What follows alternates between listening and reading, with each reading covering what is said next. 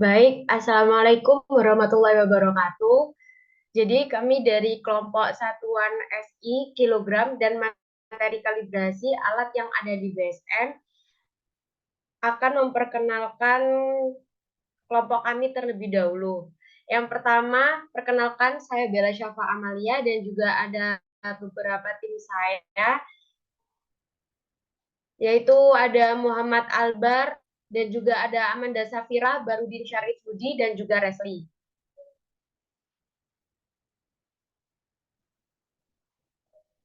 Baik, untuk yang selanjutnya ini kami akan menjelaskan mengenai alat ukur berat dalam kilogram. Di sini alat ukur berat dalam kilogram terdapat timbangan digital, timbangan mekanik, dan juga timbangan pegas. Berikut dari timbangan digital tersendiri itu pengertiannya mengenai teknologi modern. Timbangan digital ini memberikan presisi yang tinggi dalam mengukur berat benda. Yang selanjutnya terdapat timbangan mekanik yang berarti metode tradisional yang menggunakan prinsip mekanik untuk mengukur berat benda. Dan yang terakhir terdapat timbangan pegas. Nah, di timbangan pegas ini digunakan untuk mengukur berat benda dengan memanfaatkan gaya regangan pada pegas.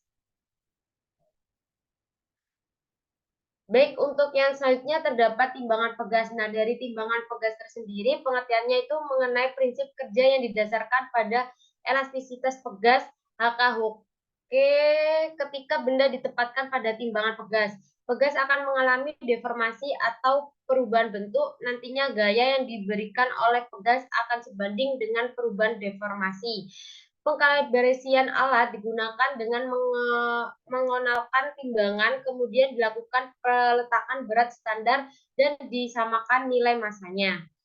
Sebelumnya itu kami juga menjelaskan mengenai satuan SI kilogram. Nah, di satuan SI kilogram ini itu kita dapat memahami pentingnya satuan SI untuk pengukuran berat dengan fokus pada kilogram sebagai satuan dasar.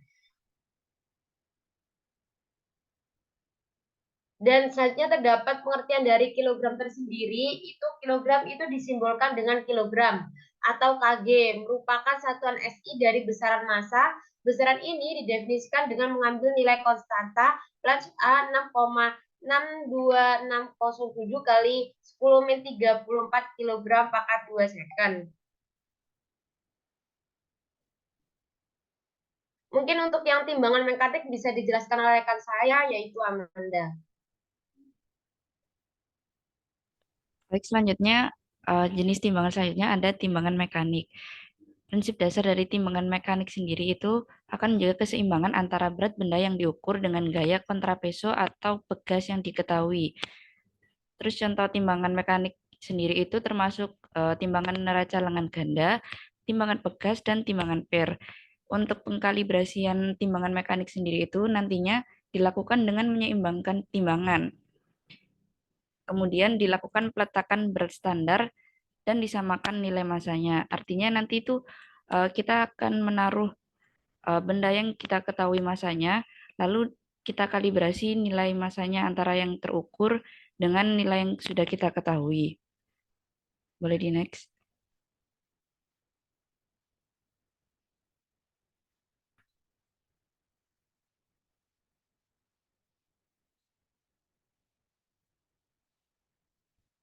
Untuk timbangan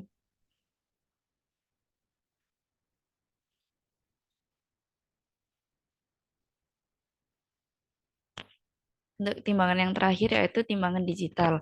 Timbangan digital sendiri itu di dalamnya terdiri dari sensor, biasanya itu pakai sensor strain gauge, lalu ada ADC atau analog to digital converter, lalu ada mikroprosesor sebagai otaknya sendiri, ada display untuk menampilkan berat yang terukur, dan juga catu daya sebagai sumber tegangan. Prinsip kerjanya sendiri nantinya ketika timbangan digital ini diletakkan beban, maka sensor strain gauge ini akan membaca berat dalam sinyal analog, lalu dikonversi ke sinyal digital.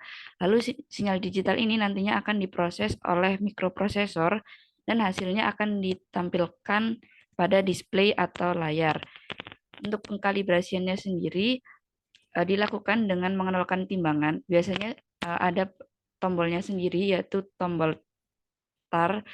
Kemudian dilakukan peletakan berat standar dan disamakan nilai massanya.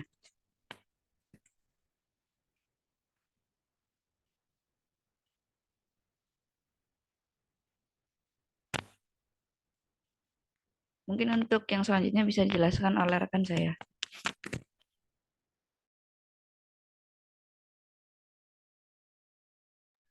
Baik, untuk yang selanjutnya itu mengenai materi kalibrasi alat. Kami menjelaskan mengenai batuan standar dan juga masa uji dan juga material kalibrasi cair. Nah, dari bantuan standar tersendiri, batuan padat dengan berat yang diketahui secara pasti digunakan sebagai patokan dalam kalibrasi alat. Nah, untuk yang selanjutnya mengenai masa uji. Nah, masa uji ini itu objek dengan berat yang diketahui digunakan sebagai pengujian untuk memverifikasi keakuratan alat ukur. Yang terakhir terdapat material kalibrasi cair.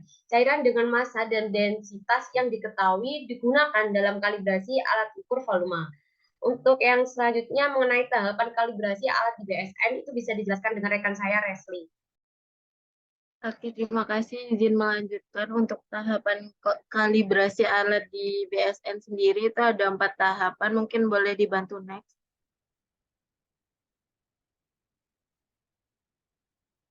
Nah, untuk tahapan yang pertama adalah tahapan perencanaan, di mana saat perencanaan ini kita bisa membuat jadwal dan menentukan alat serta metode kalibrasi yang sesuai untuk pengalibrasian alat itu sendiri. Next.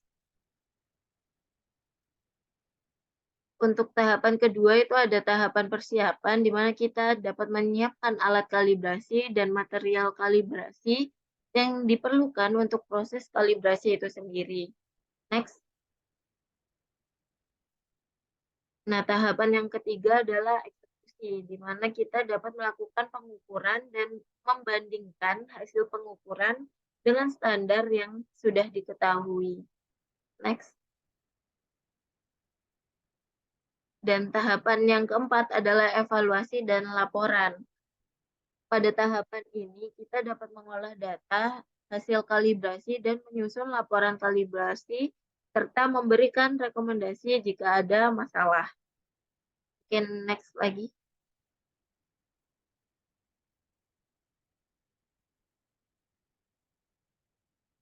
Nah, untuk berikutnya ada tahapan kalibrasi timbangan elektronik sesuai yang ada di BSN. Next. Mungkin ini adalah cover dari referensi yang kita ambil, bisa di next lagi. Nah, untuk tahapannya sendiri itu yang pertama ada tahapan persiapan. Pada tahapan persiapan ini, dipastikan timbangan dalam kondisi yang baik dan berfungsi dengan baik. Dipastikan juga bahwa timbangan tidak dalam keadaan off dan dikondisikan pada keadaan standby. Selain itu, pada persiapan ini dipastikan juga bahwa timbangan dapat dengan mudah diidentifikasi dan menunjukkan nilai beban dapat dibaca dengan jelas. Mungkin di next. Nah, setelah persiapan itu, yang kedua adalah rekomendasi, di mana rekomendasi itu kita dapat menentukan tentang kalibrasi yang akan dilakukan penimbangan gitu. Bisa dari 0 hingga kapasitas maksimum. Jika timbangan merupakan timbangan terpal, tentang kalibrasi harus diidentifikasi secara terpisah untuk setiap rentangnya. Bisa di next lagi.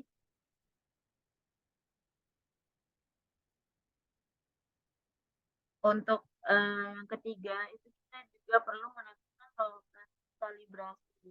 Kalibrasi dilakukan di lokasi di mana timbangan digunakan. Hal ini dilakukan untuk menghindari perbedaan percepatan gravitasi lokal, variasi kondisi lingkungan dan kondisi mekanik serta termal selama transportasi atau pemindahan timbangan.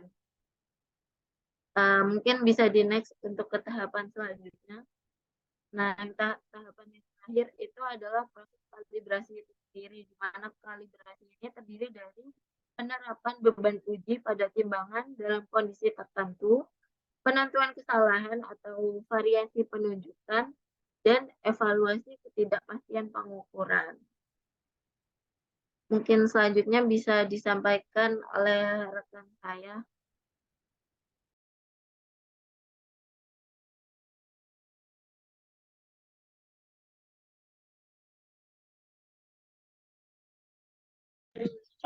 Baik, untuk peranan kalibrasi alat dan kualitas produk, next.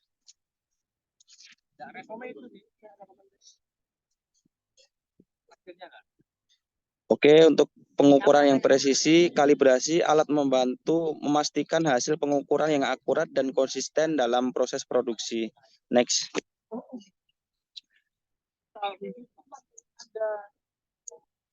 Quality control, kualitas yang konsisten. Dengan menggunakan alat yang terkalibrasi dengan baik, dapat meningkatkan kualitas produk yang dihasilkan.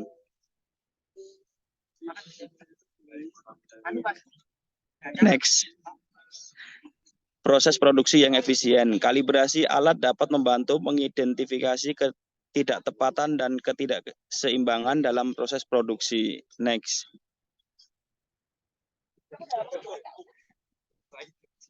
Pentingnya kalibrasi alat dalam industri. Next.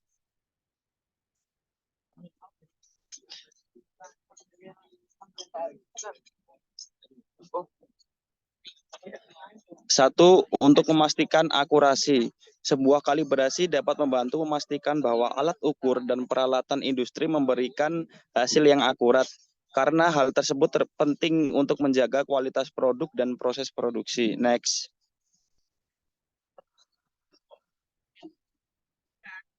Lalu yang kedua adalah keamanan dan keandalan, memastikan keselamatan dan kelayakan penggunaan alat di lingkungan industri. Next.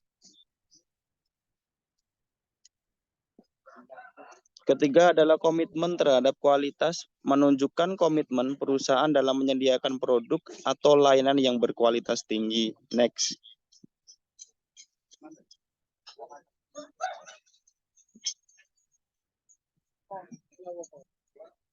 Keempat adalah efisiensi operasional, mengoptimalkan efisiensi proses produksi dengan meminimalkan kesalahan pengukuran dan kerugian yang ditimbulkannya.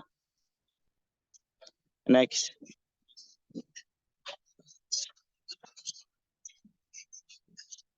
Lalu akan dibacakan oleh teman saya.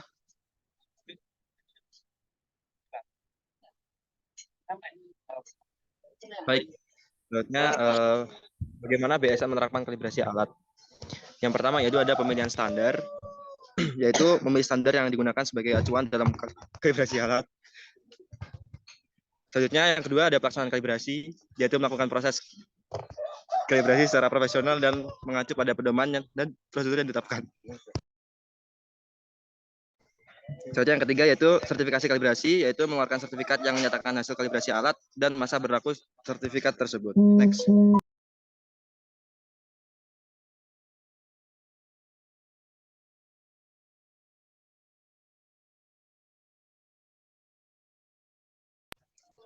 Selanjutnya terdapat keuntungan menggunakan alat yang terkalibrasi, yaitu pengukuran yang akurat, dapat menghasilkan data pengukuran yang dapat dipercaya dan akurat secara konsisten.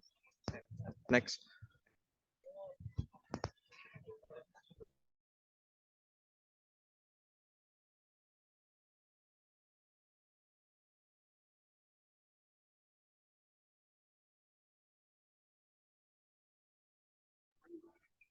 Selanjutnya terdapat kepatuhan peraturan, yaitu melakukan pengukuran sesuai dengan persyaratan dan kepatuhan peraturan yang berlaku.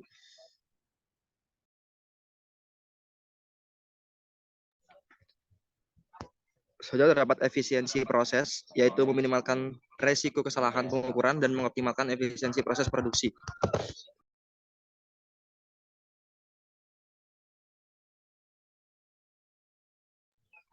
Poin pembahasan selanjutnya yaitu saya akan menerangkan mengenai penerapan kalibrasi alat dalam kualitas produk.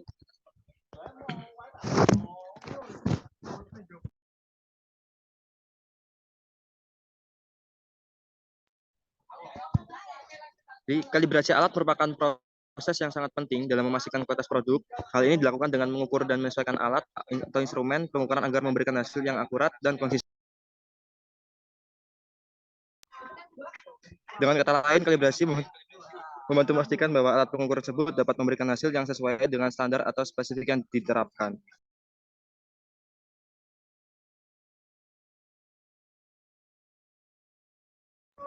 Next. Ini juga ada terdapat definisi lain dari kalibrasi alat, yaitu langkah penting dalam menjaga kualitas produk dalam berbagai industri. Proses kalibrasi alat melibatkan memeriksa dan menyesuaikan alat pengukur atau instrumen agar memberikan hasil yang akurat dan konsisten.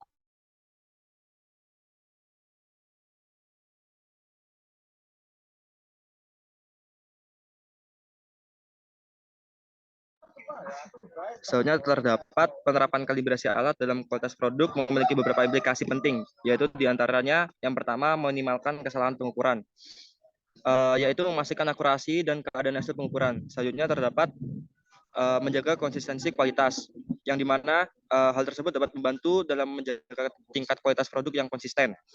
Yang ketiga terdapat mematuhi standar industri. Hal tersebut dilakukan agar pentingnya untuk memenuhi standar dan regulasi industri yang berlaku.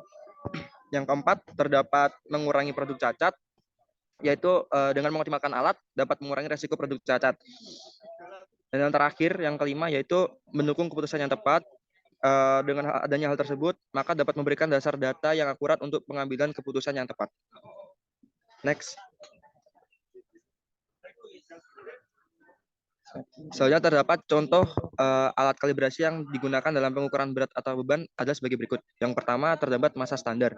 Jadi massa standar ini atau benda kalibrasi merupakan salah satu alat digunakan dalam pengukuran berat.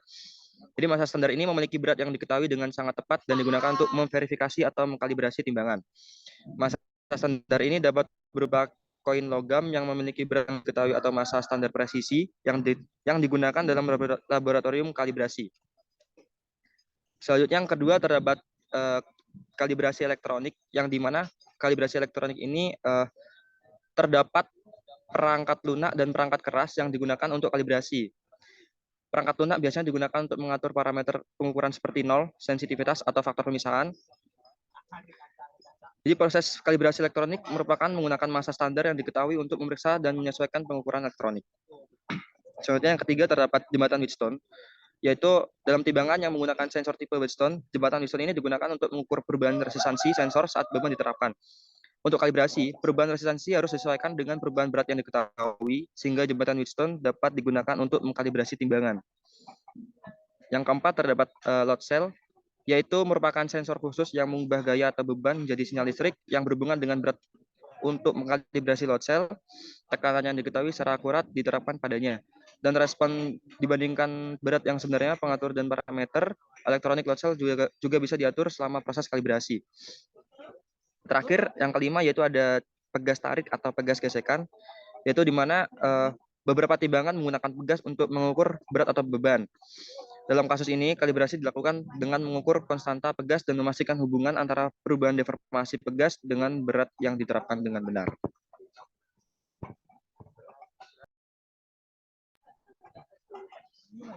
Baik, sekian dan terima kasih dari kelompok kami. Kurang lebihnya mohon maaf.